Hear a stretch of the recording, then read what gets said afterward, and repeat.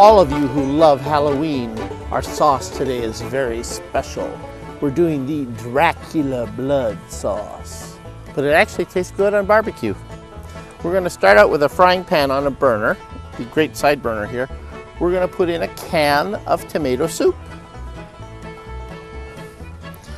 We're going to add a can of tomato sauce.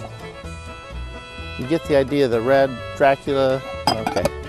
Then we're going to put in, let me see, we're going to add some Worcestershire sauce.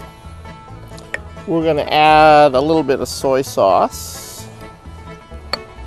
We're going to throw in some molasses. Really going to help the flavor and give it a great taste and help the flavor. We're going to put in some orange peel. I love orange peel. And we're going to put some Dracula blood orange juice. Blood oranges make an incredible color orange juice. I'm going to add that. Some yellow mustard. So we get red and yellow. We're going to put in some paprika. My favorite, brown sugar. A little olive oil. Ooh, yummy. And some seasoned salt and citrus pepper. We're going to stir this up.